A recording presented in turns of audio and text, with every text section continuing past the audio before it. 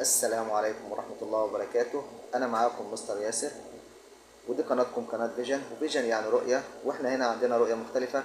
إنكم لازم تفهموا اللي بتتعلموه، إن شاء الله معانا هتفهموا وتتعلموا، وإن شاء الله بإذن الله تكونوا من الأوائل بفضل الله تعالى. فيلا بينا نبدأ مع بعض.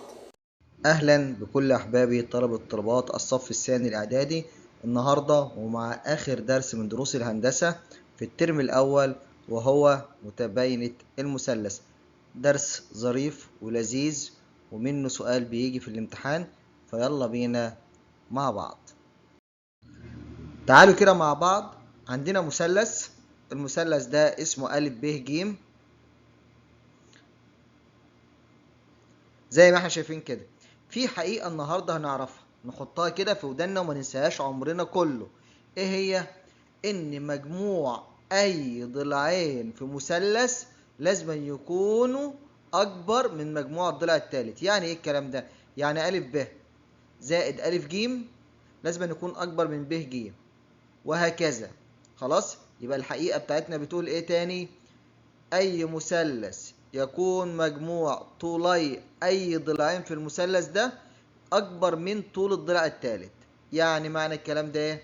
يعني معنى الكلام ده لازم يكون عندي أ ب زائد ب ج أكبر من أ ج. أدي أ ب زائد ب ج لازم يكون أكبر من الثالث اللي هو أ ج.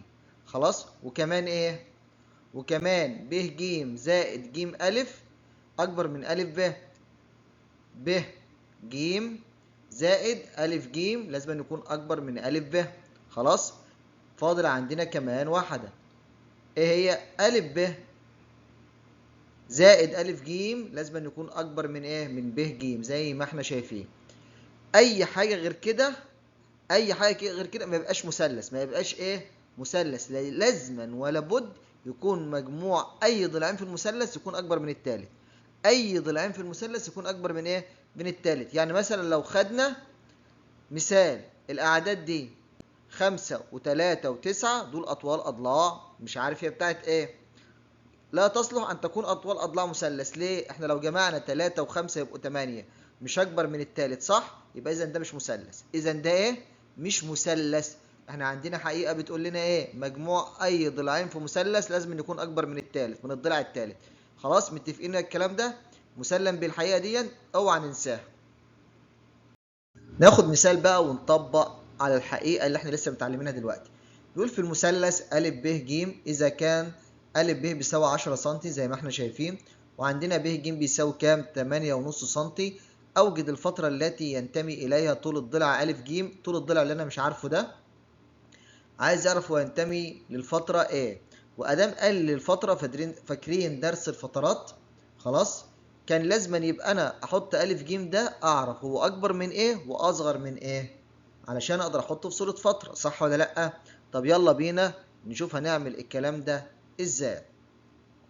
أول حاجة، أنا عارف إن أ ج ده أهو أصغر من أ ب زائد ب ج. أنا عارف إن أ ج ده أهو أصغر من مجموع الضلعين ده. إحنا لسه قايلين الحقيقة بتاعتنا، مجموع أي ضلعين في مثلث بيكون أكبر من التالت. خلاص، يبقى إذا أ ج ده الاتنين دولت زي ما أنا شايفهم كده أكبر، مجموعهم أكبر من إيه؟ من أ ج. طيب، أقدر دلوقتي أعرف أ ج أصغر من إيه؟ ما أنا عندي أ ب ب 10 وعندي ب ج ب 8.5 زي ما إحنا شايفين، أعوض بيهم. يبقى إذا إيه؟ أ ج أصغر من 18.5، وأسمي دي إيه؟ 1. أنا كده عرفت أ ج أصغر من إيه. أشوف بقى هو أكبر من إيه. خلاص، هو أنا مش عندي أ ج ده زائد ج ب ده أكبر، أكيد الحقيقة بتقول لي كده أكبر من أ ب. أيوه، من إيه؟ من متباينة المثلث، الحقيقة اللي إحنا قايلينها دلوقتي. يبقى عندنا أ ج زائد ب ج أكبر من أ ب. أ ج زائد ب ج ضلعين هما أكيد أكبر من التالت. مين اللي قال الكلام ده؟ متباينة المثلث، الحقيقة اللي إحنا لسه قايلينها. طب بستفاد إيه من الكلام ده؟ أنا أقدر أودي، أنا عايز أ ج عشان أشوف هو أكبر من إيه. إذا يبقى أنا أقدر أودي ب ج دي الناحية التانية. أوديها هنا كانت موجب، تروح بعكس إشارتها الناحية التانية تبقى إيه؟ تبقى سالب. يبقى إذا أ ج أكبر من أ ب ناقص ب ج. أهو، ما هم مش مجموعين، هم مطرحين، يبقى فعلا أكبر منهم، يبقى أ ج أكبر. طيب انا عندي ا ب بكام؟ ب10، وعندي ب ج بكام؟ ب8.5.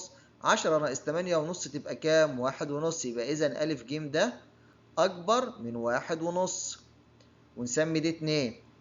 من 1 و2 انا اقدر اعرف ا ج اكبر من ايه واصغر ايه واصغر من ايه، ما انا طلعتهم اهم.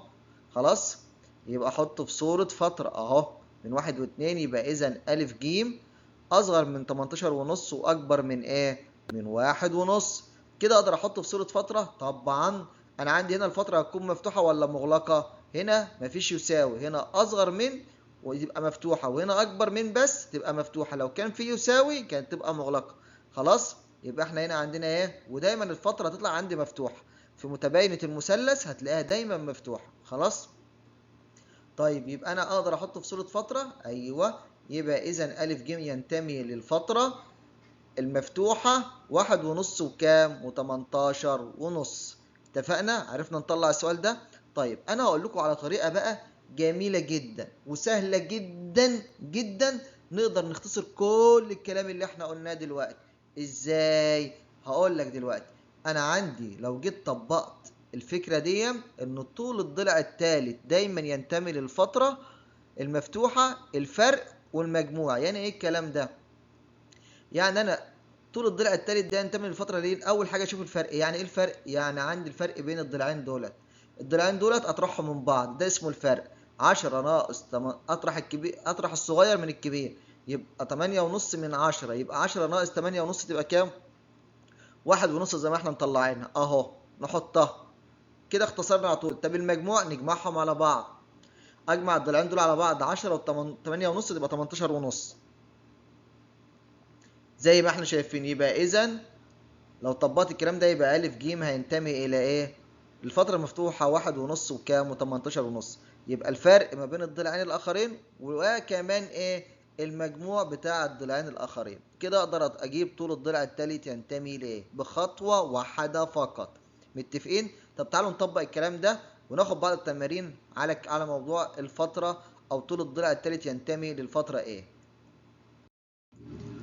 يقول لي أوجد الفترة التي ينتمي إليها طول الضلع الثالث في المثلث إذا كان طول الضلعين الآخرين 4 سم و7 سم. إحنا اتعلمنا إيه؟ طول الضلع الثالث ينتمي للفترة المفتوحة، يبقى الفرق الأول ما بينهم 7 ناقص 4 كام؟ 3، ومجموعهم 7 زائد 4 11. يبقى إذا ينتمي للفترة المفتوحة 3 و11 أهو.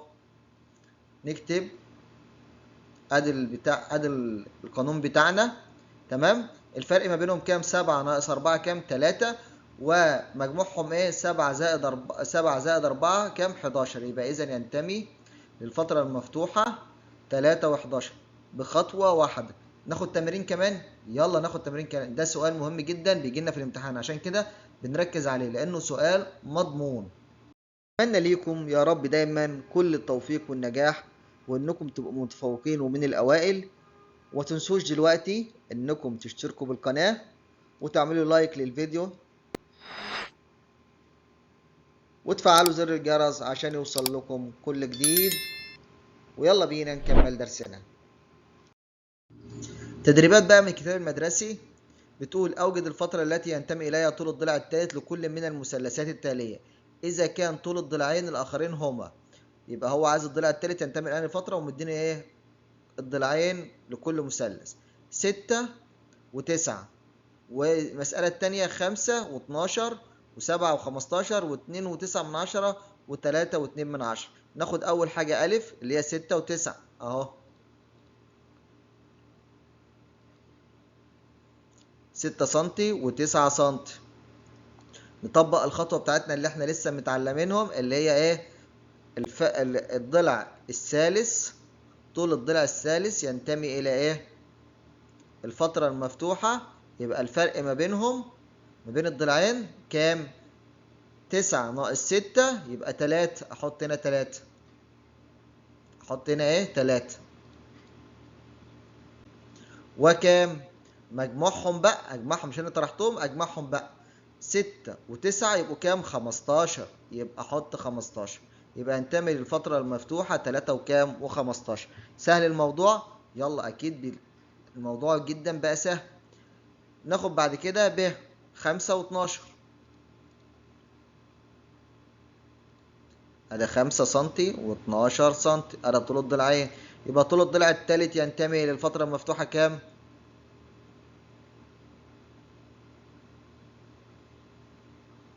للفترة المفتوحة الفرق ما بينهم كام؟ 12 ناقص 5 يبقوا 7 اهو.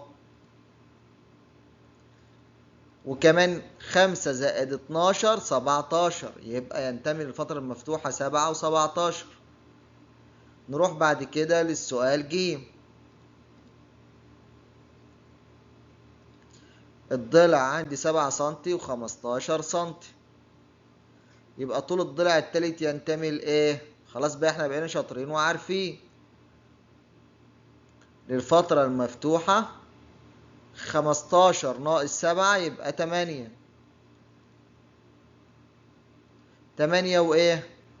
نجمعهم 7 و15 22 يبقى 8 و22. نروح بعد كده للسؤال الأخير د. عندنا الضلع 2.9 سنتي و3.2 سنتي، يبقى طول الضلع التالت ينتمي للفترة المفتوحة كام؟ الفرق ما بينهم 3.2 ناقص 2.9 يبقى كام؟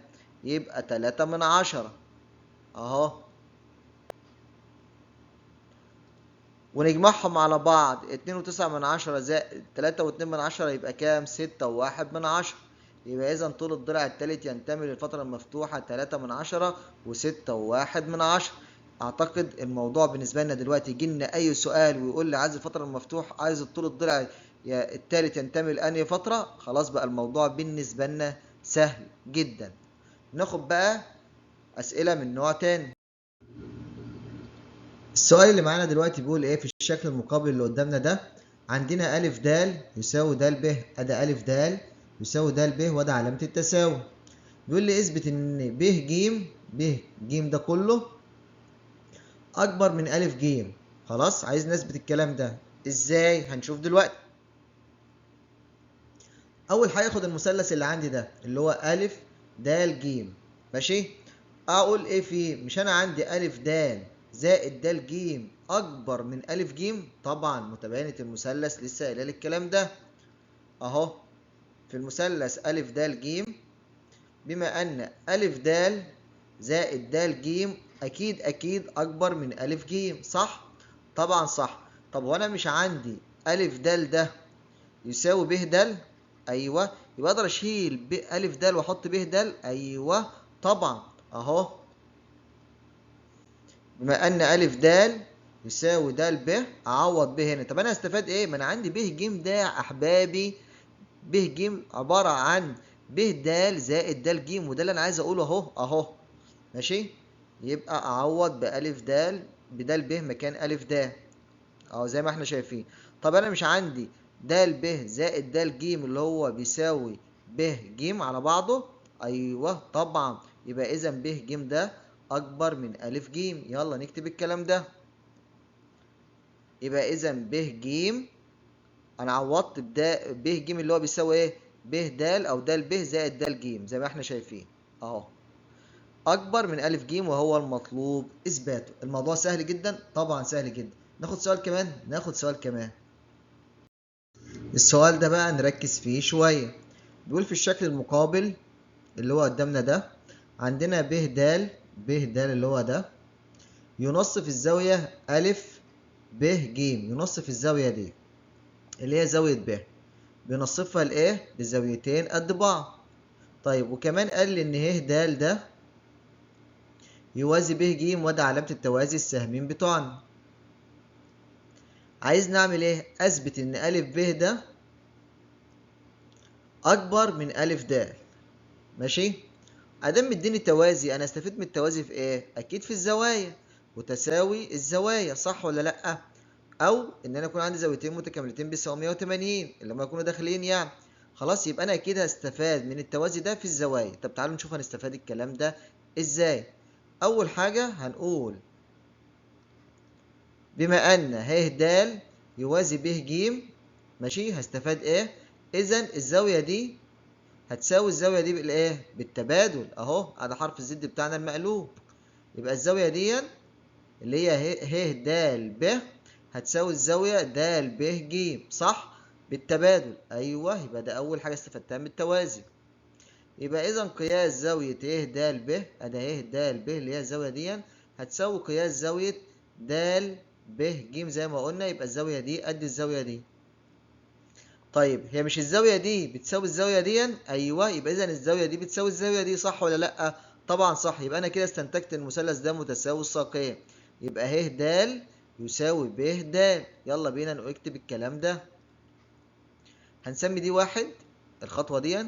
نروح بعد كده هنقول بما ان ب د ده ينصف الزاوية أ ب ج اللي هي زاوية ب دي، أ ب ج اللي هي زاوية ب، يبقى إذا قياس زاوية ه ب د، ه ب د اللي هي الزاوية دي، ماشي؟ أنا دي بتساوي دي بالتبادل.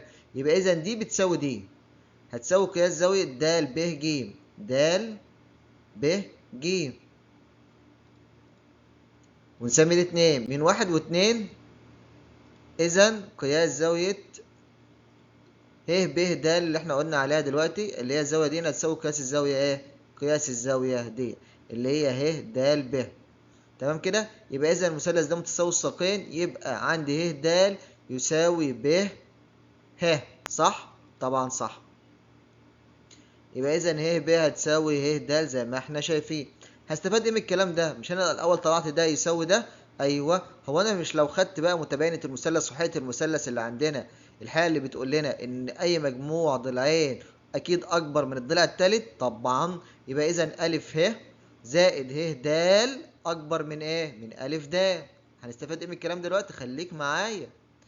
في المثلث أ ه د اللي هو المثلث ده، تمام كده؟ عندي ده زائد ده أكيد أكبر من أ د. دي من متباينة المثلث. بما أن أ ه زائد ه د أكبر من إيه؟ من أ د. خلاص؟ طيب كلام جميل. وأنا كمان عارف إن ه ب دي الضلع ده يساوي الضلع ده اللي هو ه د. أيوه جبته أهو فوق أهو، ماشي؟ يبقى أنا استفدت إيه من الكلام ده؟ أقدر أعوض مكان اله د به ب. طبعا طبعا أهو. هنقول إذا أ ه زائد ه ب أكبر من أ د. يبقى إذا أ ه، وهشيل الضلع ده بقى وأعوض بالضلع ده. لما الضلعين دول كده مع بعض الجزء ده اللي هو أ ه وه ب يدينا إيه؟ طول أ ب، صح ولا لأ؟ يبقى أنا أقدر أشيل كل ده وأحط مكانه أ إيه؟ أ ب. يبقى إذا أ ب أكبر من أ د، وهو المطلوب إثباته. تمام كده؟ احنا كده الحمد لله بفضل الله تعالى خلصنا منهج الهندسة للترم الأول، وإن شاء الله انتظرونا في المراجعات النهائية بمشيئة الله تعالى. وأتمنى لكم يا رب كل التوفيق والنجاح. وما تنسناش من دعائكم، وما تنسوش تعملوا لايك، تعملوا شير، تشتركوا بالقناة وتفعلوا زر الجرس عشان يوصلكم كل جديد. وفي الآخر بشكركم جميعا. أنا بشكر كل واحد دعمنا بإنه إن كان عمل لايك للفيديو أو اشترك بالقناة، وده شيء متوقع منكم وده شيء إيجابي. وأتمنى يا رب إن احنا نكون عند حسن ظنكم.